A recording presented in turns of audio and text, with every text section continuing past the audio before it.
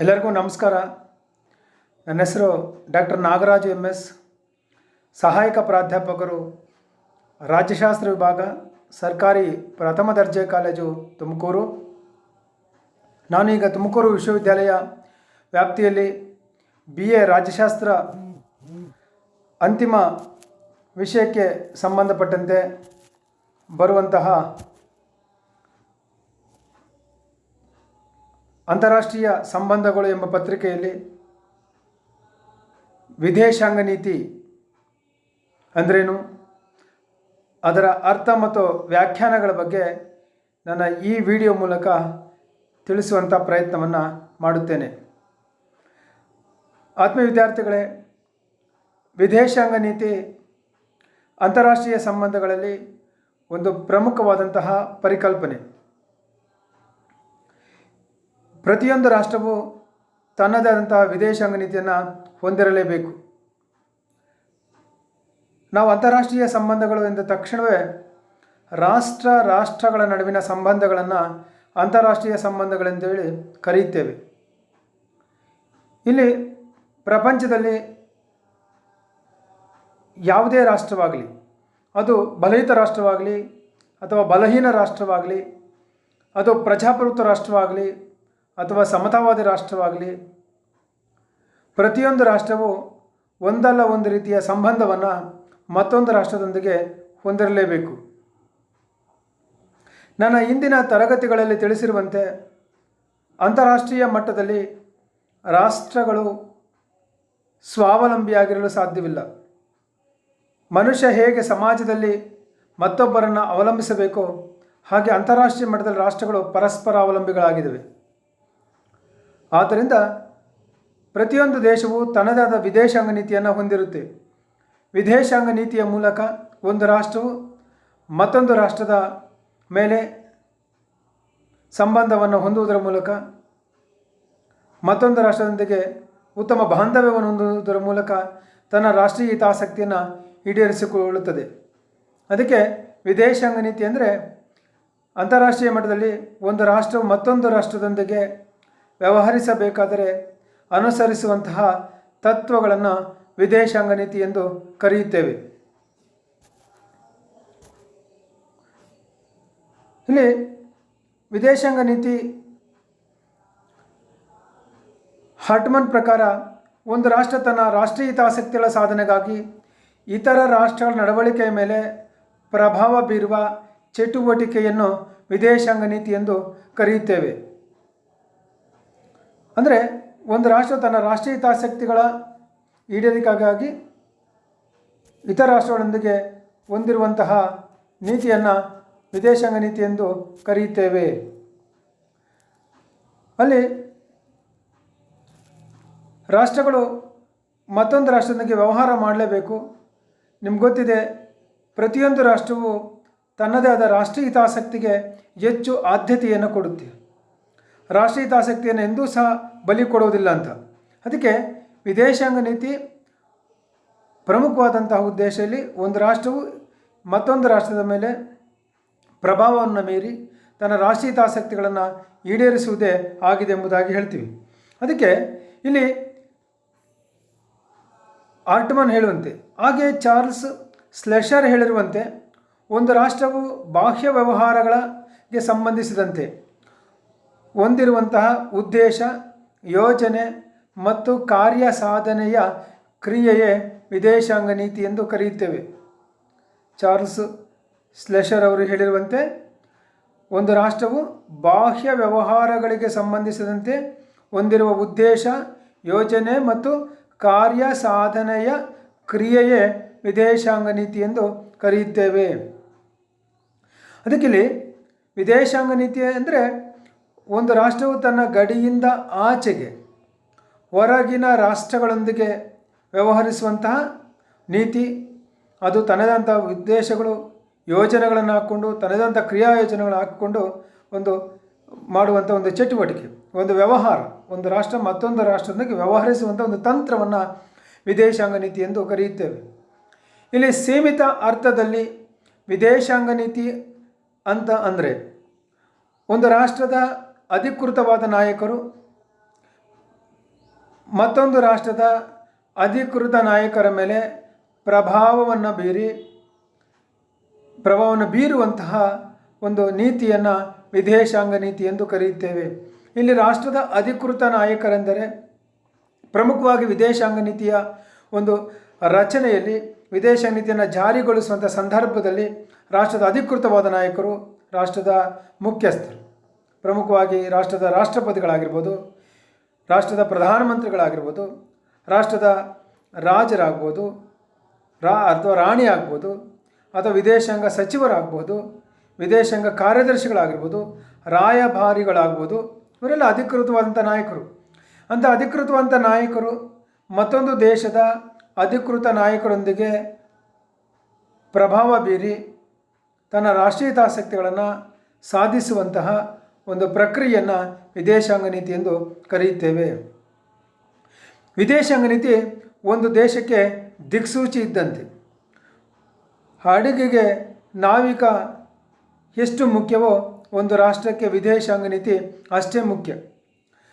ಒಂದು ರಾಷ್ಟ್ರವು ಯಾವ ದಿಕ್ಕಿನಲ್ಲಿ ಸಾಗುತ್ತಿದೆ ಎಂಬುದನ್ನು ನಾವು ನೋಡುವುದಾದರೆ ಆ ರಾಷ್ಟ್ರದ ವಿದೇಶಾಂಗ ನೀತಿಯನ್ನು ಗಮನಿಸಬಹುದು. ನಾವು ಸ್ವಾತಂತ್ರ್ಯ ಪೂರ್ವದಲ್ಲಿ ಭಾರತ ವಿದೇಶಾಂಗ ನೀತಿ ಬಹುತೇಕ ವಿದೇಶಾಂಗ ನೀತಿ ಇಂಗ್ಲೆಂಡೊಂದಿಗೆ ಅಥವಾ ಪಾಶ್ಚಿಮಾತ್ಯ ದೇಶಗಳೊಂದಿಗೆ ನಾವು ಕಾಣ್ತೀವಿ. ಸ್ವಾತಂತ್ರ್ಯ ನಂತರ ಭಾರತ ವಿದೇಶಾಂಗ ನೀತಿ ಪಾಶ್ಚಿಮಾತ್ಯ, ಪೌರಾತ್ಯ ಹಲವು ರಾಷ್ಟ್ರಗಳೊಂದಿಗೆ ತನ್ನದಾದ ವಿದೇಶಾಂಗ ನೀತಿಯನ್ನು ಹೊಂದಿದೆ. ಅದಕ್ಕೆ ವಿದೇಶಾಂಗ ನೀತಿ ಒಂದು ರಾಷ್ಟ್ರಕ್ಕೆ ದಿಕ್ಸೂಚಿ ಇದ್ದಂತೆ. ಸಿ ರೋಡ್ ಅವರು ಹೇಳಿರುವಂತೆ, foreign policy involves the information and implementation of A group of principles which shape the behaviour pattern of A state while negotiation.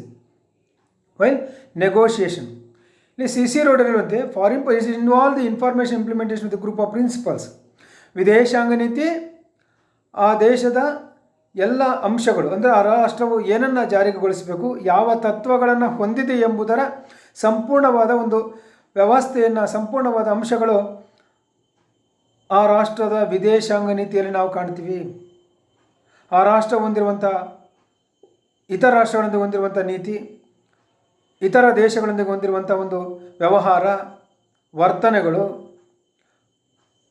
ಇತರ ರಾಷ್ಟ್ರಗಳೊಂದಿಗೆ ಹೊಂದಿರುವಂಥ ಒಂದು ಸಂಬಂಧಗಳ ಸಂಪೂರ್ಣವಾದ ಅಂಶವನ್ನು ನಾವು ವಿದೇಶಾಂಗ ನೀತಿಯಲ್ಲಿ ನಾವು ಕಾಣಬಹುದು ಅಂತ.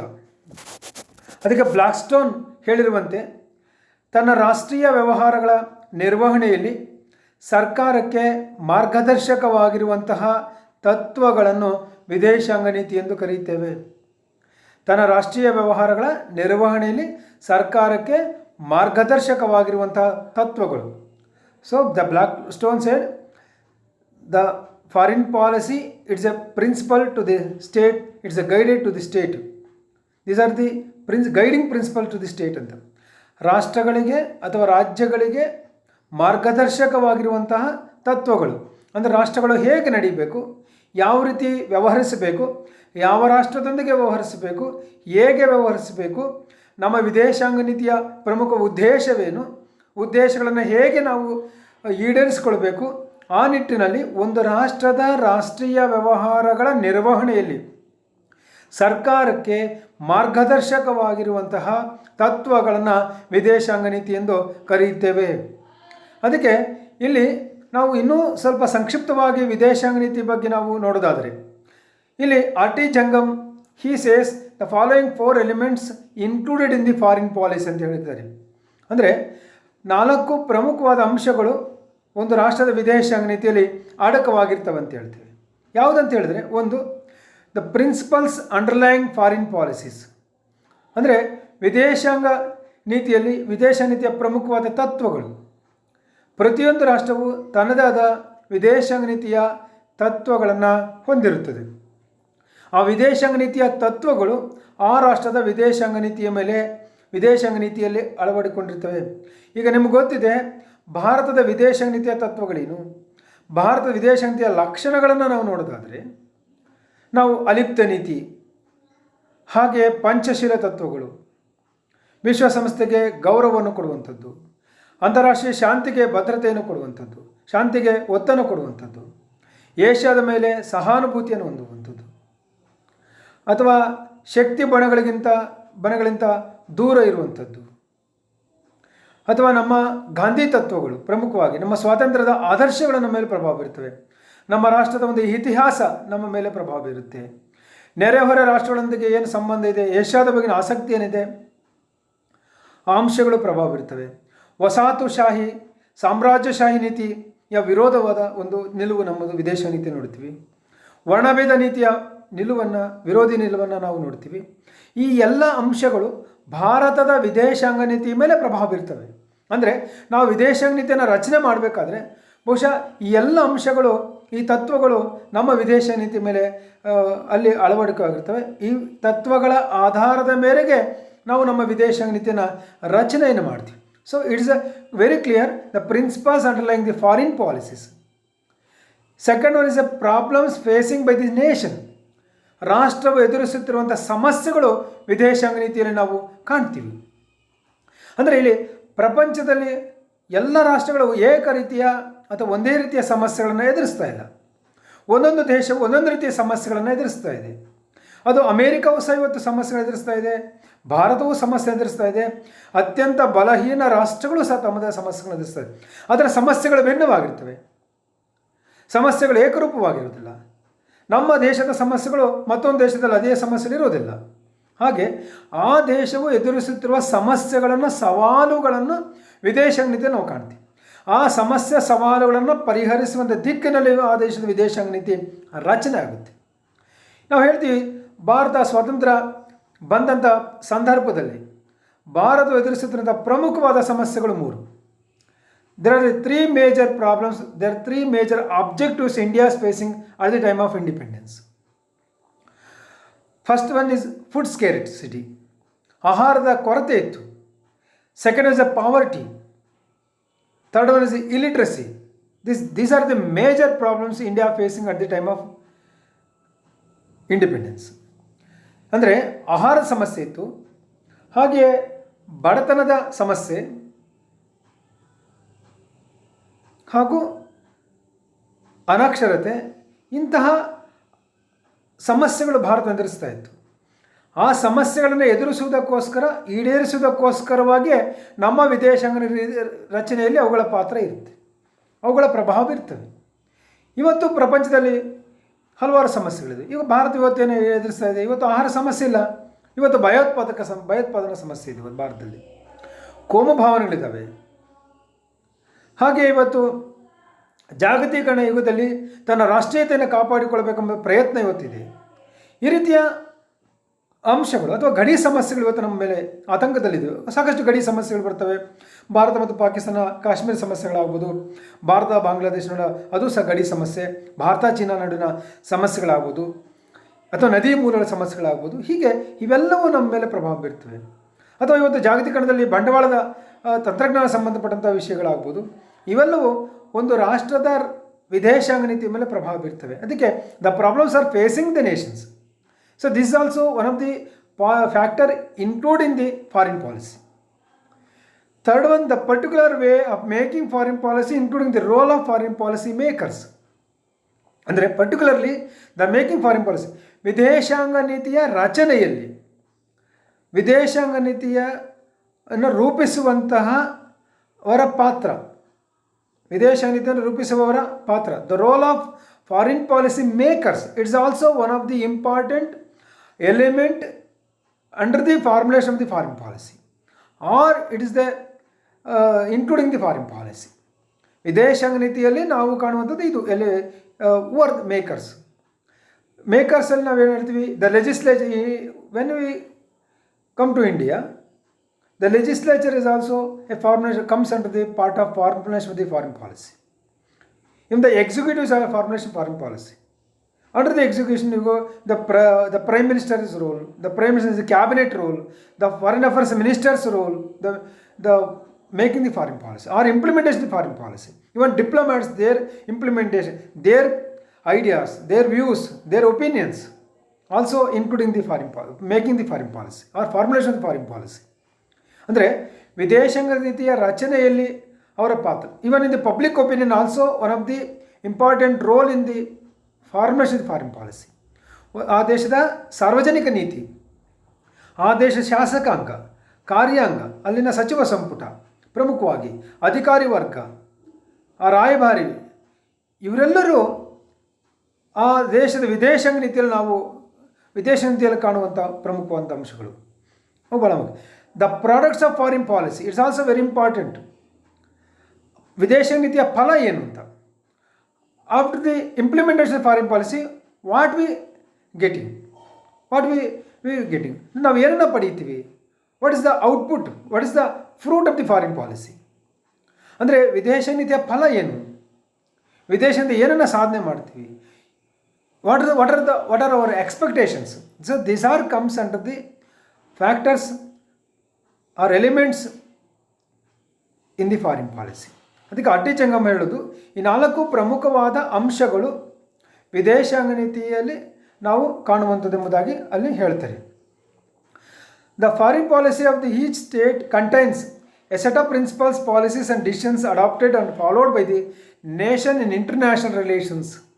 ಅಂತಾರಾಷ್ಟ್ರೀಯ ಸಂಬಂಧಗಳಲ್ಲಿ ರಾಷ್ಟ್ರಗಳು ಯಾವ ರೀತಿ ನೀತಿಗಳನ್ನು ಅನುಸರಿಸುತ್ತೆ, ಹೊಂದಿರುವಂಥ ತತ್ವಗಳೇನು, ಆ ತೀರ್ಮಾನಗಳನ್ನು ನಾವು ನೋಡ್ತೀವಿ, ಅದು ಹೊಂದಿರಬೇಕು.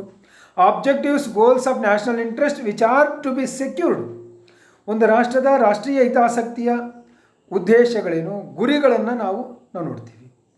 The means to be used achieving the goals of national interest. ಒಂದು ರಾಷ್ಟ್ರವು ತನ್ನ ರಾಷ್ಟ್ರೀಯ ಹಿತಾಸಕ್ತಿಯನ್ನು ಈಡೇರಿಸುವಂತಹ ಸಾಧನಗಳು ಇವು. What are the means to use the achieving the goals of the national interest or strengthening the national power. Then broad policy principles and decisions for conducting international relations. ಅಂತಾರಾಷ್ಟ್ರೀಯ ಸಂಬಂಧಗಳನ್ನು ನಿರ್ವಹಿಸುವಲ್ಲಿ ರಾಷ್ಟ್ರ ಹೊಂದಿರುವಂಥ ತತ್ವಗಳೇನು, ತೀರ್ಮಾನಗಳು ನೋಡ್ತೀವಿ. Then policies, decisions and action programmes for maintain the continuity or change or both international politics. ಅಂತಾರಾಷ್ಟ್ರೀಯ ರಾಜಕಾರಣದಲ್ಲಿ ತತ್ವಗಳೇನು, ತೀರ್ಮಾನಗಳೇನು ಮತ್ತು ಆ ಕಾರ್ಯಕ್ರಮಗಳು ಅಂತ ವಿದೇಶ ನೀತಿಯ ಕಾರ್ಯಕ್ರಮಗಳೇನು, ಅವುಗಳ ಕಾರ್ಯವಿಧಾನ ಏನು, ವಾಟ್ ಆರ್ ಇಂಪ್ಲಿಮೆಂಟೇಷನ್ ಏನು, ಯಾವ ರೀತಿ ಅವುಗಳನ್ನ ಜಾರಿಗೆ ತರ್ತೀವಿ ಅಥವಾ ಏನು ಬದಲಾವಣೆಗಳನ್ನು ಮಾಡ್ಕೊಳ್ಬೇಕಾಗುತ್ತೆ, ಇವೆಲ್ಲವೂ ಸಹ ವಿದೇಶ ನೀತಿಯಲ್ಲಿ ಒಳಗೊಂಡಿರ್ತವೆ ಎಂಬುದಾಗಿ ಹೇಳ್ತೀವಿ. ಹೀಗೆ ಒಟ್ಟಾರೆ ವಿದೇಶಾಂಗ ನೀತಿ ಒಂದು ರಾಷ್ಟ್ರವು ಮತ್ತೊಂದು ರಾಷ್ಟ್ರದೊಂದಿಗೆ ವ್ಯವಹರಿಸಬೇಕಾದರೆ ಅನುಸರಿಸುವಂತಹ ತತ್ವಗಳನ್ನು ವಿದೇಶಾಂಗ ನೀತಿ ಅಂತ ಕರಿತೀವಿ. ವಿದೇಶಾಂಗ ನೀತಿ ಒಂದು ರಾಷ್ಟ್ರಕ್ಕೆ ಅತ್ಯಂತ ಅವಶ್ಯಕತೆ ಎಂಬುದನ್ನು ನಾವು ಈ ಸಂದರ್ಭದಲ್ಲಿ ತಿಳಿದುಕೊಳ್ಬೇಕಾಗುತ್ತೆ. ಧನ್ಯವಾದಗಳು.